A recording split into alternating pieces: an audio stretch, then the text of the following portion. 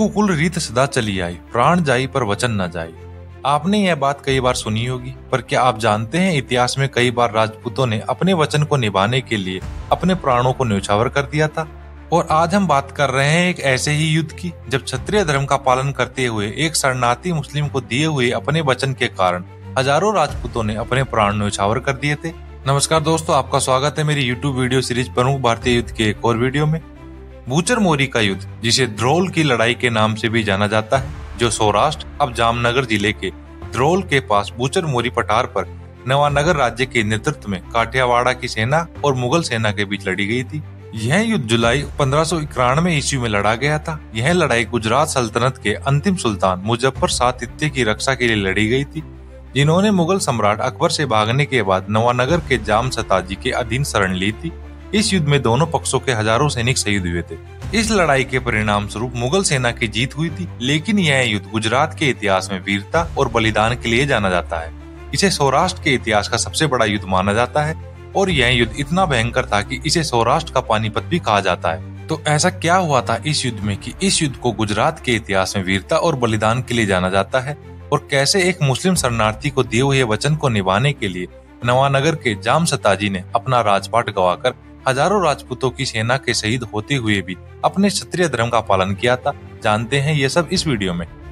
तो गुजरात सल्तनत के सुल्तान मुजफ्फर शाह तृतीय एक नाम मात्र के सुल्तान थे और राज्य को कई रईसों द्वारा संचालित किया जाता था, जो लगातार एक दूसरे से लड़ते रहते थे। मुजफ्फर ने अन्य रईसों की मदद से अहमदाबाद की घेराबंदी की थी, पर अहमदाबाद के रईस इत्तिमाद खान ने मुगल सम्राट अकबर को राज्य जीतने के लिए आमंत्रित किया। अकबर ने 18 नवंबर 1572 को बिना किसी युद्ध के अहमदाबाद में प्रवेश किया और इस तरह मुजफ्फर को पकड़ा गया। इस तरह अकबर ने 1573 ईस्वी तक धीरे धीरे गुजरात राज्य पर कब्जा कर लिया। अकबर ने मुजफ्फर शाह को आगरा में कैद कर लिया, लेकिन वह 1583 ईस्वी में गुजरात भाग गया। मुजफ्फर शाह राजपीपला में कुछ समय रहने के बाद वह काठियावाड़ चला गया, जहां 700 सैनिक उसके साथ हो लिए। उसकी नवानगर के जाम सत्ताजी, जूनागढ़ के दौलत खां और सोरठ के जागीरदार केंगर ने मदद की थी। उसने उनसे 30,000 घुड़सवार और 20,000 पैदल सैनिकों की एक सेना खड़ी की। उसने अहमदाबाद के पास के गांवों को लूटा और फिर अहमदाबाद, बड़ोदरा और भरूच पर कब्जा कर लिया। मुजफ्फर को नए मुगल सूबेदार मिर्जा खान ने 26 जनवरी 1584 ईस्वी को अहमदाबाद में हरा दिया, जिस वजह से मुजफ्फर अहमदाबाद से खंभात भाग गया। बाद में जब भरूच पर मुगलों ने कब्जा कर लिया तो वह जगह जगह भागता रहा, पहले इधर और बाद में काठियावाड़। मुजफ्फर शाह ने सौराष्ट्र के कई राजाओं से सहायता की मांग की, पर किसी ने उसकी मदद नहीं की।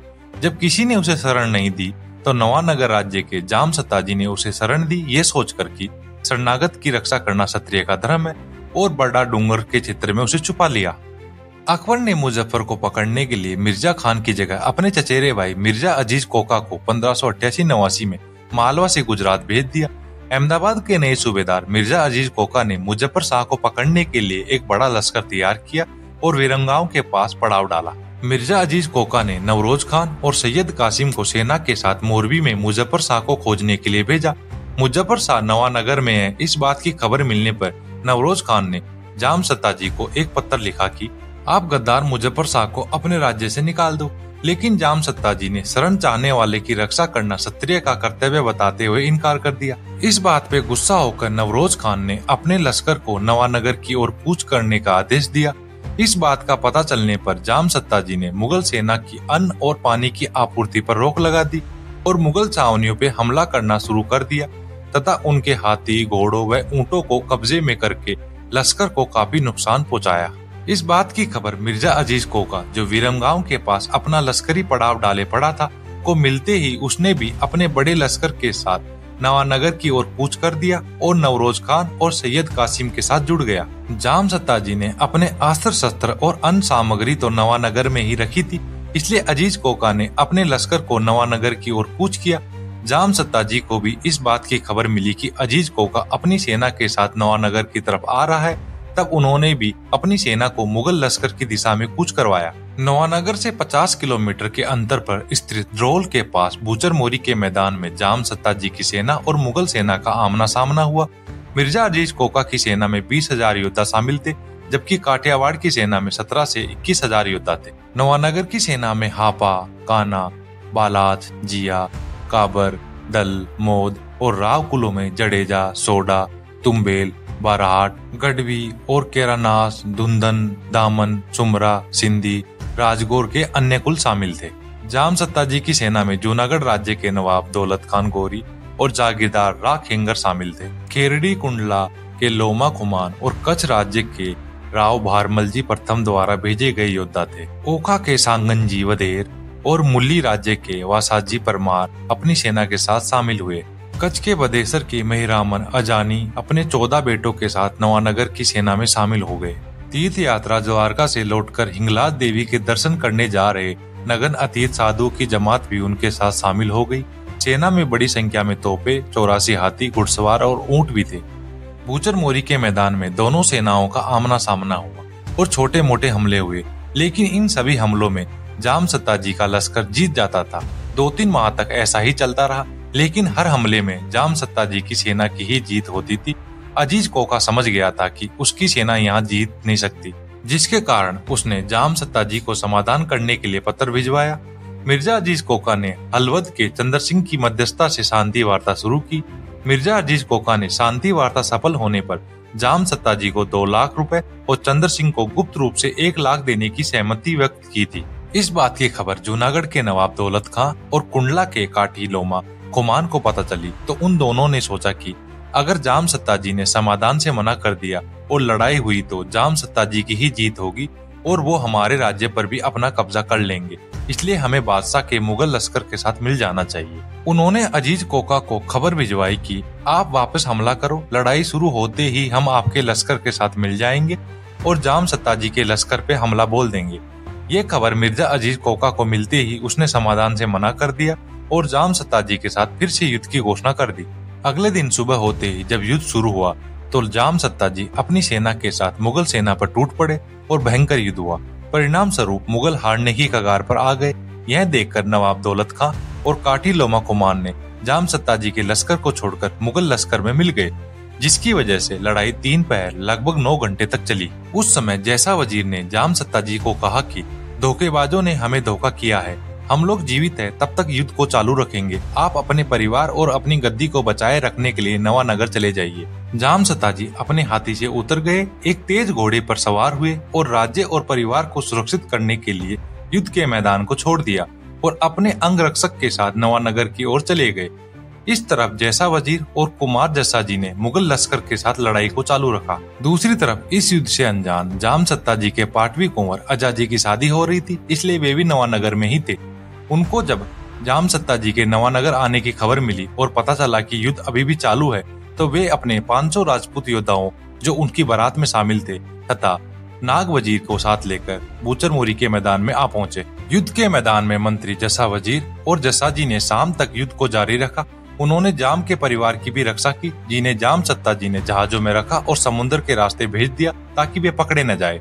अगले दिन फिर से युद्ध का नगाड़ा बजा। इस बार मुगल सेना के दाहिने हिस्से का नेतृत्व सैयद कासिम, नौरंग और गुज्जर खान ने किया और बाएं हिस्से का नेतृत्व मोहम्मद रफी ने किया। उनके साथ कई शाही अमीर और जमींदार थे। नवाब अजीम हुमायूं के बेटे मिर्जा महरूम ने केंद्र की कमान संभाली और उनसे पहले मिर्जा अनवर और नवाब ने खुद अपना पद संभाला। नवानगर की सेना की कमान जस्सा वजीर, कुंवर अजाजी और मेहरमान जी डुंगरानी ने संभाली। नाग वजीर दहियो लोडक बलजीदल भी सेना का नेतृत्व कर रहे थे। दोनों सेनाओं की ओर से तोपों की बौछार से युद्ध शुरू हो गया। मोहम्मद रफी ने अपनी सैनिक टुकड़ी के साथ जाम की सेना पर हमला किया, जबकि गुजर खां और मिर्जा अनवर नवाब ने कुंवर अजाजी, जस्सा वजीर और अतीत साधु की जमात, जिनकी संख्या 2500 थी, उन पर हमला किया। कुंवर अजाजी घोड़े पर और मिर्जा अजीज कोका हाथी पर थे। अजाजी ने मिर्जा अजीज कोका पर भाले से हमला किया था, लेकिन मिर्जा अजीज कोका को कोई नुकसान नहीं हुआ। लेकिन अजाजी पर मुगल सैनिकों ने हमला कर दिया और वे युद्ध के मैदान में शहीद हो गए। जस्सा वजीर, मेहरमान जी डुंगरानी, बंजी दल, दहियो लोडक, नाग वजीर और तोगाजी सोडा भी युद्ध के मैदान में शहीद हो गए और 2000 काठियावाड़ सैनिक मारे गए। मुगल सेना में मोहम्मद रफी, सैयद सैफुद्दीन, सैयद कबीर और सैयद अली खान भी मारे गए। दोनों सेनाओं को भारी नुकसान हुआ। ऐसा माना जाता है कि दोनों सेनाओं ने 10,000 से अधिक सैनिकों को खो दिया। 1,000 से अधिक अतीत साधु मारे गए। इस युद्ध में चारण योद्धा पर्वत जी बरसाड़ के नेतृत्व में 1200 चारण योद्धा वीर गति को प्राप्त हुए। जामसत्ता जी ने अपने बेटे, भतीजे और दामाद सहित 67 प्रमुख योद्धाओं को खो दिया तथा उनके 700 घोड़े अपंग हो गए। मुगल सेना के भी 2000 से अधिक सैनिक मारे गए, जबकि 5000 घायल हो गए। जैसे ही मुगल सेना नवानगर की ओर बढ़ी, जामसत्ता जी ने रानियों को बंदरगाह से जहाज द्वारा शहर छोड़ने का निर्देश दिया। सचाजी के ईश्वरदास जी बैराट के पुत्र गोपाल दास बैराट आजाजी, जो रण क्षेत्र में शहीद हुए थे, की पगड़ी के साथ आजाजी की हाल ही में विवाहित सोडा पत्नी सूरज कुनवरबा के पास पहुंचे। सूरज कुनवरबा युद्ध के मैदान में पहुंचने के लिए नवानगर से निकल गई। रास्ते में मुगलों ने उन पर हमला किया, लेकिन द्रोल के ठाकुर साहब ने उनकी रक्षा की, जिन्होंने जामसत्ता जी के साथ व्यक्तिगत मतभेदों के कारण युद्ध में भाग नहीं लिया था, पर फिर भी उन्होंने सूरज कुनवरबा की रक्षा की। सूरज कुनवरबा युद्ध के मैदान में पहुंची और आजाजी की चिता पर सती हो गई। मिर्जा अजीज कोका नवानगर पहुंचा और उसने उसको लूट लिया। जामसत्ता जी मुजफ्फर को बचाने के लिए जूनागढ़ चले गए। दौलत खान युद्ध में घायल हो गया था और जूनागढ़ से बाहर चला गया। बाद में उसकी मृत्यु हो गई। मुगल सेना जूनागढ़ पहुंच गई, लेकिन खराब मौसम के कारण थक जाने के कारण वह वापस अहमदाबाद लौट आई। 1592 ईस्वी में मिर्जा अजीज कोका फिर से नई सेना के साथ काठियावाड़ के लिए रवाना हुआ। उसने जूनागढ़ की घेराबंदी की और 3 महीनों बाद जूनागढ़ ने आत्मसमर्पण कर दिया। मुजफ्फर पहले ही बरडा पहाड़ियों के लिए रवाना हो चुका था। बाद में मुगल सेना ने मुजफ्फर को पकड़ लिया, जिसके बाद मुजफ्फर ने अपना गला काटकर आत्महत्या कर ली थी। जामसत्ता जी को 1593 ईस्वी में नवानगर वापस कर दिया गया। वे नवानगर में रहते थे, लेकिन राज्यों के मामलों का प्रबंध मुगल सूबेदार के सहयोग से किया जाता था। जामसत्ता जी के दूसरे बेटे जस्सा जी को कुछ समय के लिए दिल्ली में रखा गया था।